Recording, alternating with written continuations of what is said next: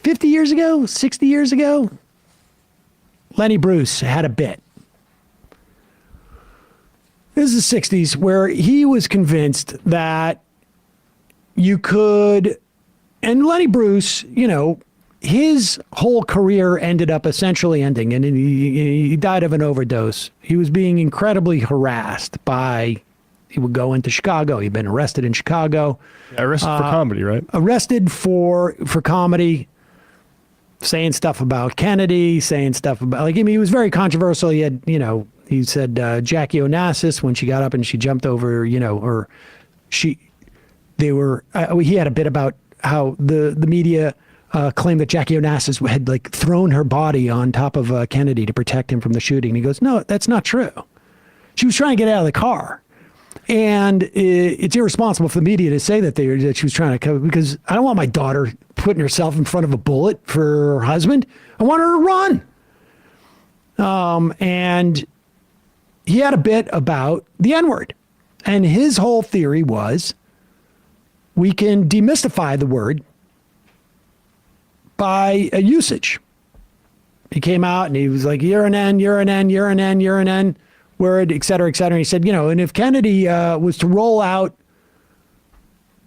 his administration, here's my top N word, and this guy's in charge of, this N word is in charge of this and that. And he said the word would have no salience. And I think there's an argument for it. But the point is not that the word in and of itself, in a vacuum, has some type of magical power. Totemic power, yeah. The point is the context in which you're in. Here is Jeremy Boring, Ben Shapiro's business partner, explaining his theory to Tim Pool. Sorry. Here's the problem. The problem is that anonymity on the internet allows for the ghettoizing of beliefs that are not approved by the regime. So a lot of people will say, well, I have to be anonymous on the internet because if my boss finds out that I've got these views, they'll fire me. But you're only in the position where your boss could fire you for finding out about those views because you've allowed those views to be completely ghettoized through anonymity online. Now, this is one of the dumbest theories I've ever heard. And his argument is that the reason why somebody might get fired. Well, okay, here's what he's arguing. Think about why someone might get fired from their job. It could be that you're supportive of Palestinian rights in this day and age. It could also be that you're openly saying, you know, we shouldn't be serving black people, right? In businesses, you should have the right to deny service to black people. We ghettoize those people. Well, according to Jeremy Boring, you're saying that and not owning it publicly is the reason why people feel comfortable firing you if they find out that you said it. And he finds that to be problematic. Now, his theory that because people aren't saying it, he's saying, if you're going to say stuff like that, be loud and proud, which is exactly what like the Proud Boys are about and what actually white nationalists about and Nazis about. That's why they go out and parade and why they try not to have to wear masks. They know the power of not wearing masks, that we're unashamed to say this. That's the way things get normalized. That's his argument. Now, I happen to disagree that it works that way. But what's more important is he's saying we need to be able to normalize these things. So understand where he's coming from in terms of the way he's thinking about this. We need to normalize the things that society finds bad. But you're only in the position where your boss could fire you for finding out about those views because you've allowed those views to be completely ghettoized through anonymity online. You don't need to. You're only in that position because at will employment in this country. Fire you for finding out about those views because you've allowed those views to be completely ghettoized through anonymity online. If 5 5 million people came out today and said the N-word. I'm not recommending it, but no one would ever get fired for saying the N-word again. Pause it. First of all, that's absurd. That's just simply absurd. Of course they would. And 5 million people are saying the N-word right now, too. But why aren't you recommending it? Yeah, exactly. It would solve the problem. Well, why aren't you recommending it? No, what he's saying is it's not going to lose its salience. It's going to lose its ability to be curtailed. That's what he's saying. He's going to say, now, reminder, in this country, in 1920, there were 6 million card-carrying members of the KKK, self-identified. That was 6% of the population. It's 100 million people, I think, in 1920 in this country. 6% of the population. 5 million now would represent, what, 1%, 2%. And the idea that they would say the N-word, it would make it impossible for people to be fired by saying that. That just, first of all, it's just wrong. But what he's saying is, like, we can take the most offensive things that can attack and marginalize people, and we can normalize them. We can make them great again. And when he says we, like, who's saying it and who's not saying the N-word here? Because black people say it, but it is a kind of a different word when they say it. Of course, he it's all means, about like, context. White people need to be able to say yeah, it. I want to know what the context in which they're saying it. I wonder if he feels like the reason why anti-Semitism to the K word has been people should be can be fired by anti-Semitism is that not enough people are saying the K word. Of course not. That's reprehensible. That would be reprehensible. Is there any more to Not that? recommending it, but no one would ever get fired for saying the N-word again. Like Yeah, they wouldn't be able to.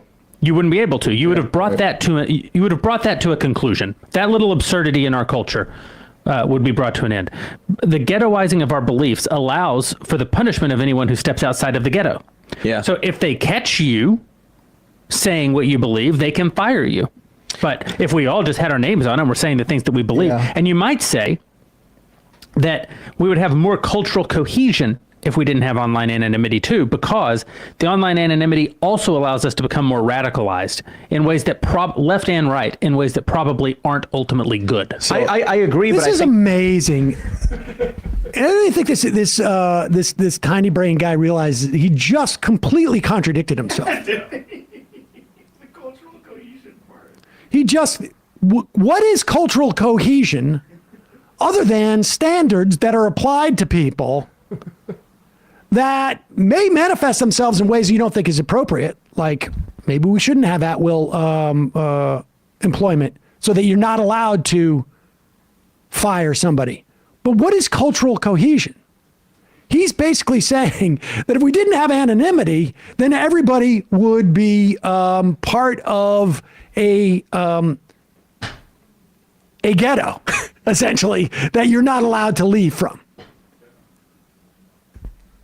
It's fascinating. He just contradicted himself in that exact statement. If you didn't have anonymity, you could be shamed more, which would be good because then we wouldn't have extremists on both sides. But we shouldn't have. But we shouldn't be shamed for any issues that are outside of the norm. Go ahead. ways that left and right, in ways that probably aren't ultimately good. I agree, but I think it's a cultural issue that you can't solve with policy. You can't just be like, okay, no one's allowed to be anonymous on the internet. We're gonna require this. My view is if you want to be anonymous in your writings and in your interactions, you can be. But I think culturally, we need to say we don't interact with. If you're not a serious person, I can choose not to interact with you, and then some people will choose. Whenever I've said publicly that I don't, This is unbelievable. I don't think think there's been two stupider people have talked to each other in a long time. Culturally, what do you mean we say? How do you culturally decide that we're going to do anything? We're not going to make it policy of these. I'm not even going to recommend that it become policy of these platforms. I'm just going to say that we magically culturally do this against the other people. Yeah, and It's so. I don't even think he understands what culture is. no. How do we all decide to do this? Do we all sign a pledge? Yeah, and calling like that little, what does he call it? That little absurdity, the N-word. It's like little absurdity. any slurs for black people in this country have the weight that they do, including the N-word, because of the history of the treatment of It's black all people in about this country. context. It's all about context. Same with any slurs against Native Americans, for instance. Like, and so like anonymity. No, I think probably maybe a reparation for like the sort of violence specifically aimed towards different groups of people is how you deal with like why certain words become But weighted this that's way. the thing is like they're both like what he's really just saying is that he wants to promote his narrow set of views, which he considers not to be extremist, I guess, even though that people feel like they need to be anonymous or they're going to get fired by the non-powers that be. And of course, he would take issue if it was 5 million people saying the K word. And I don't think the that would be just a little absurdity that would go away. If 5 million people came out and started saying like, we should gas all the Jews, I don't think Jeremy Boring would be like, thank God we got rid of that absurdity where people, felt like they couldn't say that. And then Tim's going, well, because Tim doesn't know how to say anything in response to this. So he pretends there's a way to do what he wants to agree with Boring, but he wants to make it seem like I'm not agreeing with the idea that we should be able to have 5 million people say the N-word. So I'm not going to dictate, and by he means the government or the platforms. I'm not going to dictate that you can't do this, but we as a collective that somehow Tim feels he has the ability to organize will decide that we're not going to do it to ostracize the people that do. It's just, it just folds in on itself. Yeah, That's not what culture means. Yeah. Go ahead. Interact with you, and then some people will choose to. Whenever I've said publicly that I think online anonymity is bad, one thing that comes up a lot is, what about women? Violence against women will increase because men will follow them home and be able to get their home address and all of this. But again, I think that that's a kind of ghetto mentality. The truth is that most of the horrible things that are said to women online aren't said by people who put their names on their accounts. I think just outside of that, though, I'm more worried about that people is wanting to also, express- I mean, he just like flipped from the victim of this violence. They want the anonymity to protect them from people who would attack them. But then he flips it and says, but the anonymity allows people to be rude online. But I don't think these women are just worried about being rude online. It is the implicit threat that exists in real life. And what does that have to do with a ghetto metaphor, which is like, oh, I'm in the ghetto of being misogynistic and anonymously online? Like what? No. The ghetto mentality is of the women who are afraid of, they're in the ghetto of, there is violence against women Guy said he's gonna by rape men. me. Exactly. That's ghetto thinking. And go ahead. This is really fascinating. And it's rare you get people who have thought seemingly, or at least projecting that they've thought extensively about things, and this is what they come up with. Who put their names on their accounts. I think just outside of that, though, I'm more worried about people wanting to express themselves in any way. Jobs be damned, it's just like I want people to say whatever they want, however they want, and express themselves that way. I personally prefer a real face and a real name, and that's what I'll always do. But I also understand there's a lot of people, not just because of their jobs, maybe it's family, and I understand, I personally think that's weak of them. But it's what they have to do, and I agree with Tim. If we can change the idea of it without policy, I'm okay. That's Well, sure. what I mean, think. there are a lot of problems with trying to change it at a policy level. Yeah. For example, the First Amendment. I don't think that it is impossible to make a First Amendment compliant argument for why online anonymity isn't. Oh, this is so dumb. I can't even bring myself to watch this anymore. And that philosophy was being piped to earth. Do they have comment pages on the Daily Wire membership shows, like streams? Like they have terms of services there. They do not allow people, like handles or something. Like this is so dumb. The First Amendment is not. Government's gonna pass a thing like you can't be anonymous. No anonymous books. No pseudonyms when you write. So dumb. All right. But I don't know if that's the dumbest thing that we're going to see from Jeremy Boring today. No, but he's funny because, like, Ben Shapiro has at least chops when it comes to, like, speaking in front of a camera. And, like, I guess I'll grant that to Michael Knowles and Matt Walsh or whatever. But Boring is just the money guy, and he's still getting in front of the camera, too. Did he, did he attempt to be an actor? I've never heard of that, but I wouldn't be surprised. Yeah, no, he was a screenwriter. Yeah. Yeah. Okay. There it is. Gotcha. That makes sense. That's